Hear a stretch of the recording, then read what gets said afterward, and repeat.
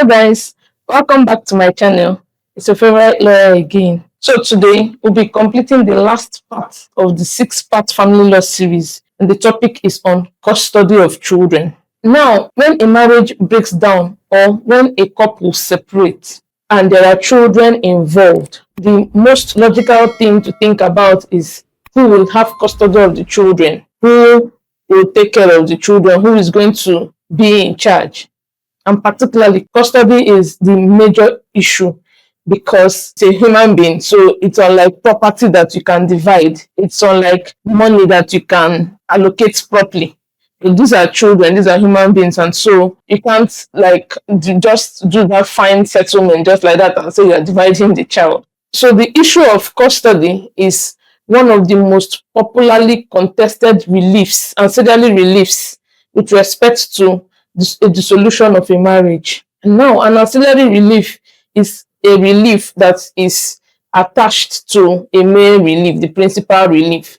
So in this case, the principal relief will be either the dissolution of the marriage or it's the separation of the marriage, which we have discussed in details. And I urge you to go to those videos to see the distinction between the dissolution or divorce. I urge you to go to the 2 videos which we have discussed this extensively, and the 2 concepts are either dissolution or divorce and separation, judicial separation particularly. So that will be the principal issue.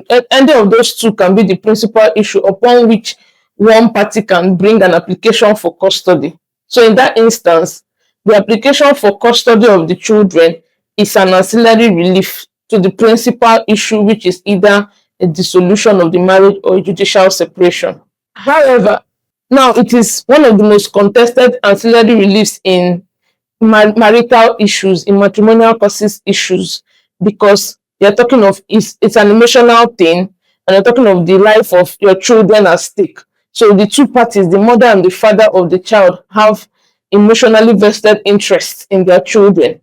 So that's why it's very well contested. Now, if you look at the concept of alimony or maintenance, which we discussed in the video before this, you can tell that the issue of maintenance doesn't usually come up strongly like that, unlike the issue of custody of children. So that's why you can see that the custody of children is a very contested ancillary relief. Maintenance of alimony is also an ancillary relief in matrimonial causes, either in dissolution or separation. However, the issue of custody is really a very weighty issue where children are involved. Now, this doesn't mean that if a couple are not married, that they cannot apply to a court for the custody of their children. The provisions of the law, which we will get to subsequently, also show that the father and mother of a child that are not married can also approach the court for an order for a grant of custody to either of them. In the same way, if a couple do not do the official judicial separation and they just live apart, in that instance, any of them too could also approach the court for a grant of the custody of the child or children that they have together. So in either ways, the important thing is that the couple have issues. Either they live apart, or they are judicially separated, or they are officially divorced, or they were not even married in the first instance. And in any of these cases, either of the parents can approach the court to apply for a grant of the custody of the children. One major factor to note about the issue of custody of children is that what the courts will bear in mind is strictly the welfare of the child or the children.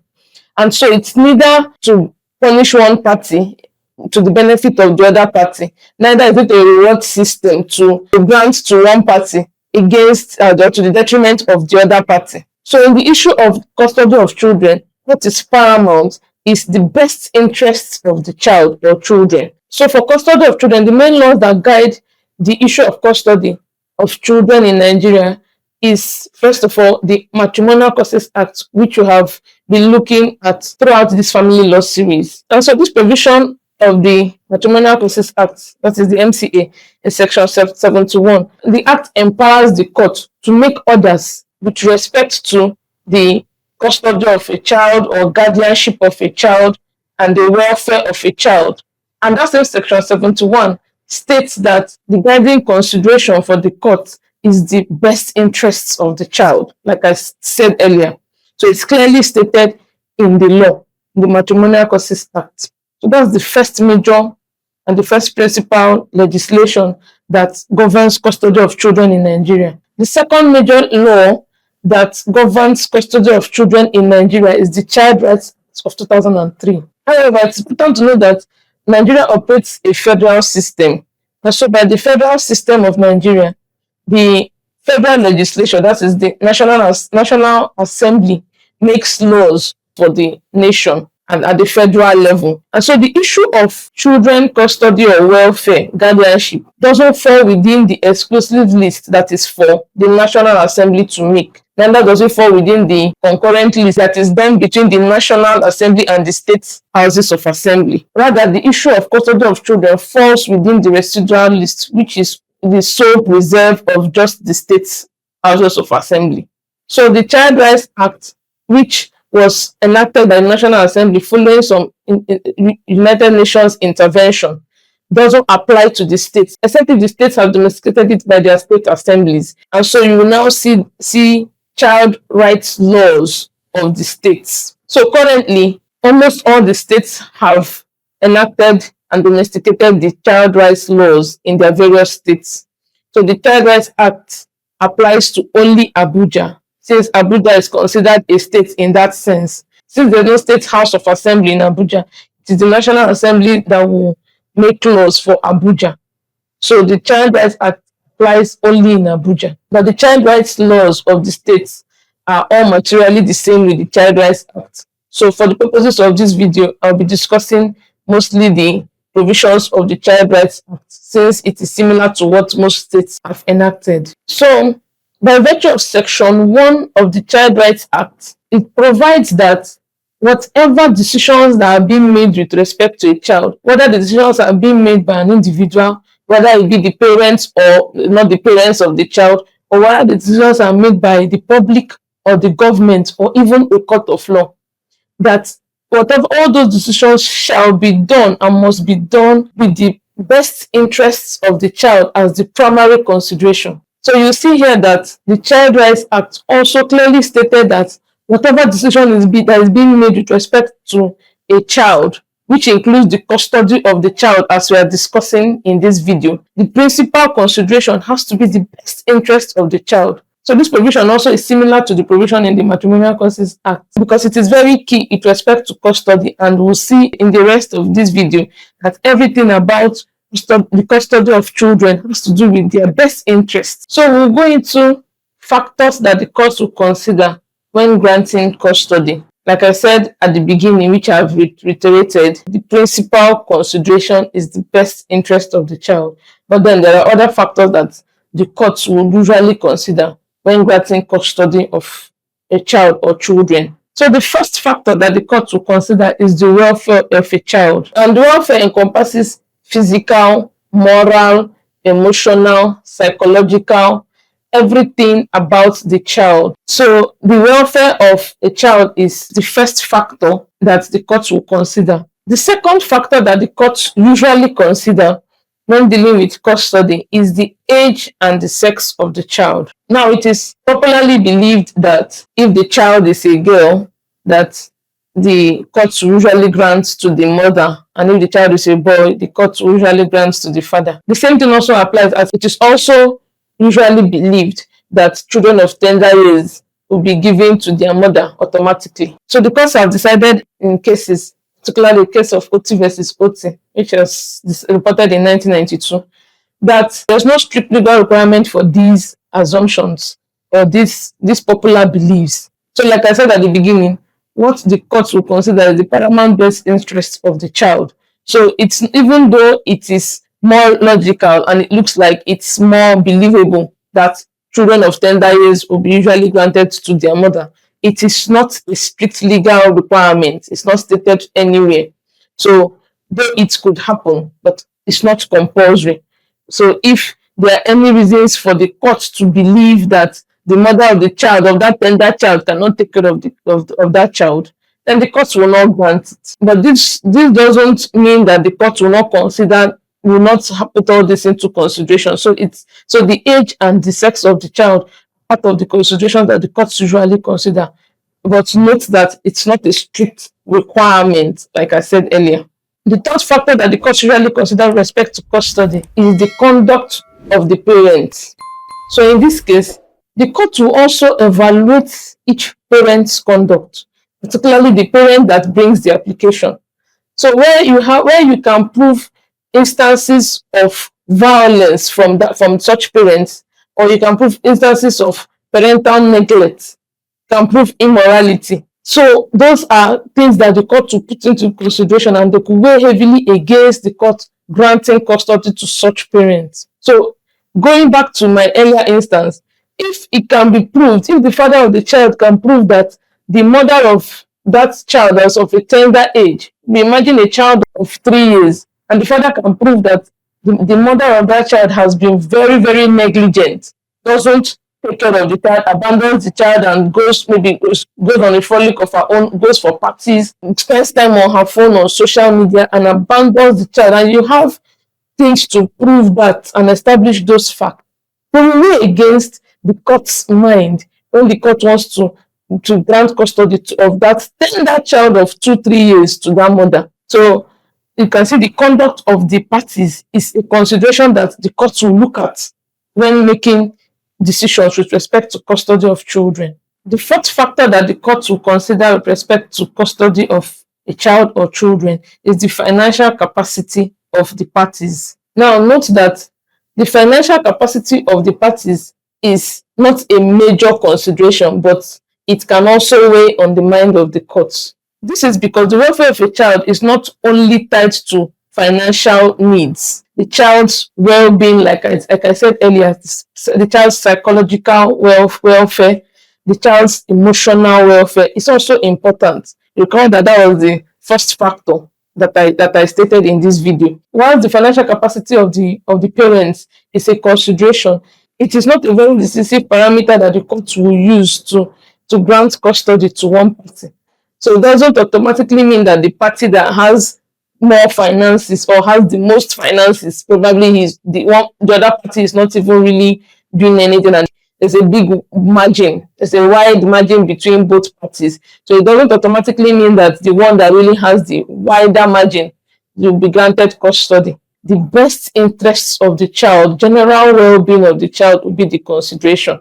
The parent that will provide the best living conditions for the child might be given a preference. So that is why financial capacity is also a consideration, even though it's not a very definitive condition or consideration that the courts will look into. So the sixth factor that the courts usually consider when determining this issue of custody is the child's wishes. Now, note that this issue of the child's wishes usually pertains to children that are older. They are still children in the eyes of the law. That is, they are below the age of 21 years, but they are older children. So, for instance, it will apply to a child of 11 or 12 years, most likely teenagers, because they are children of older ages that have some ability to make a choice. However, the court, in looking at this yardstick, is usually very careful to determine that the child's wishes are not influenced by any of the parents' pressure. And at the end of the day, the court also determine if that child wish is in accordance with the best interest of the child. So again, the child's will does not automatically mean that the court will grant it.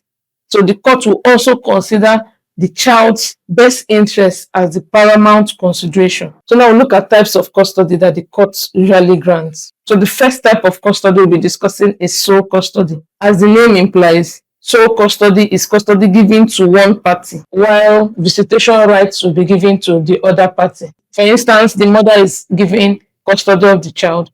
The father will be allowed visitation rights to just visit the child. If it's vice versa, the custody is given to the father of the child, the mother will be allowed visitation rights to visit the child.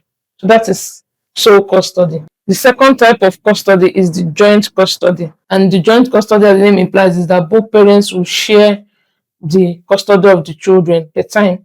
the child will stay in the two places from time to time, with the two parties from time to time.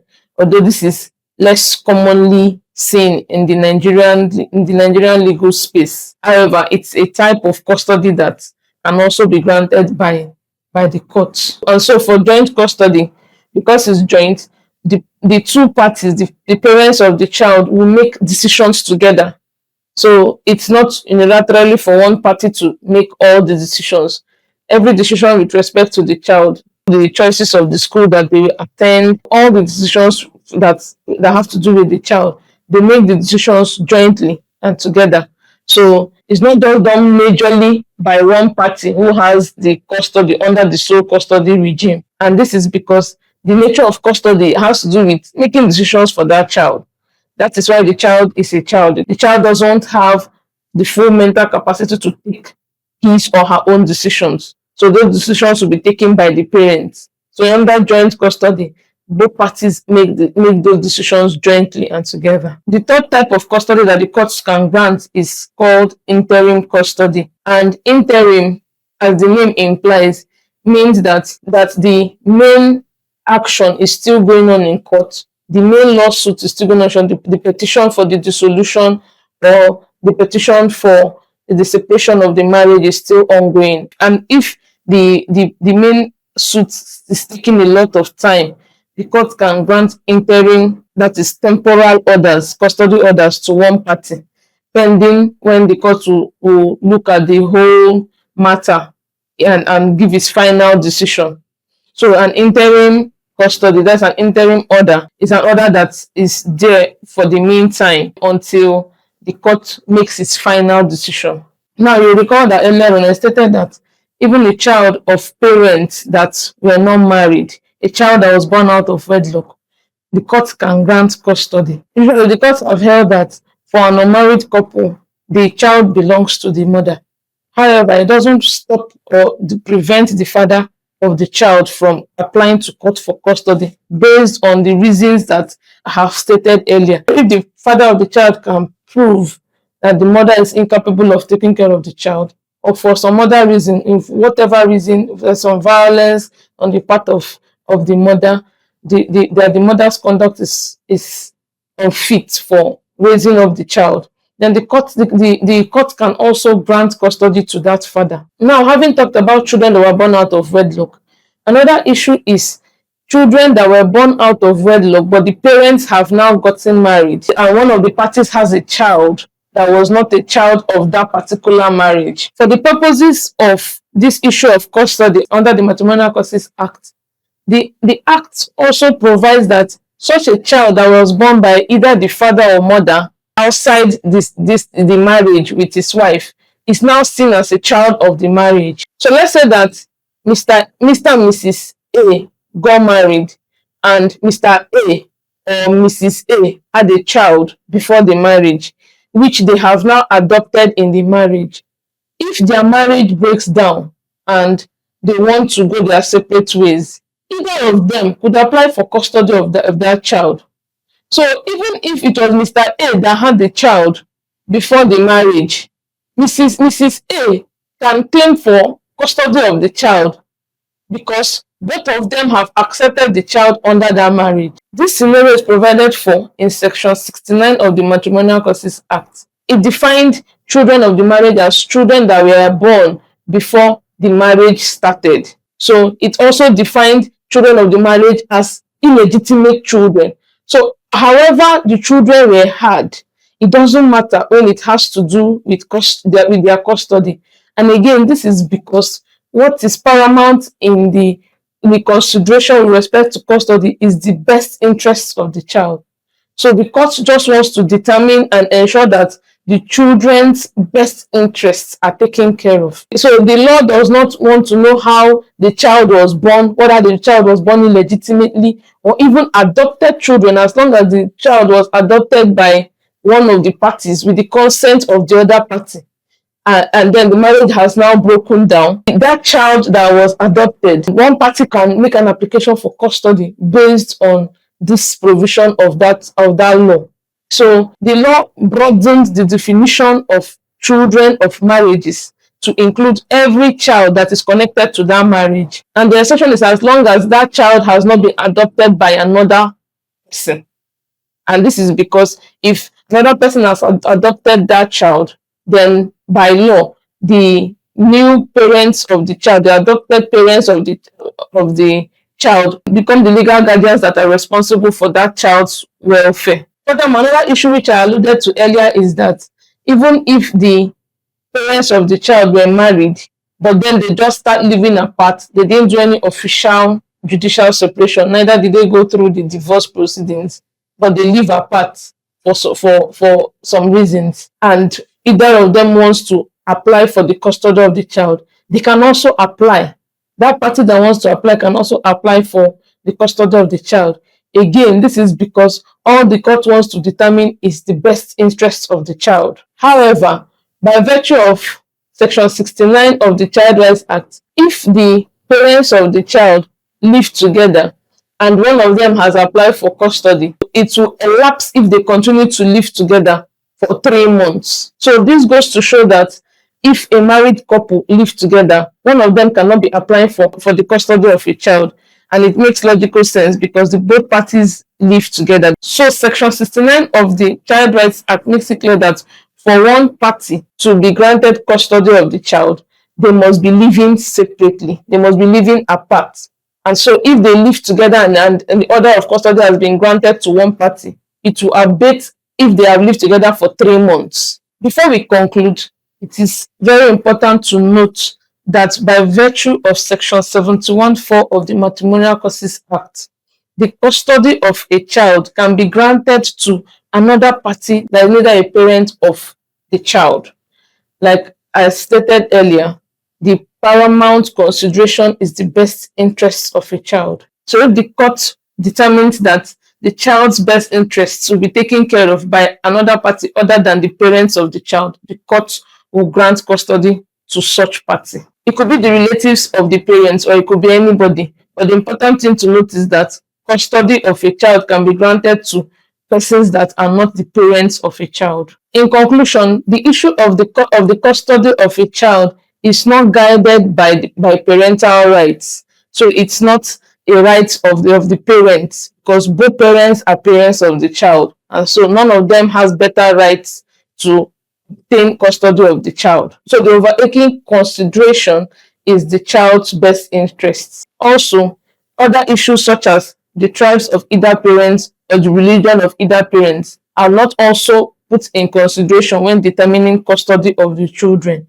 So in effect, is the interests of the child, the best interest of the child, the well-being of the child, the welfare of the child, that the court puts into consideration before determining the issue of custody of such children. And so it is important to know that as parents of children, the interests of the child, the best interest of the child is what the courts will consider. Also, please do well to subscribe to the channel using the subscription button below so that you'll get more updates when we upload more videos on the channel.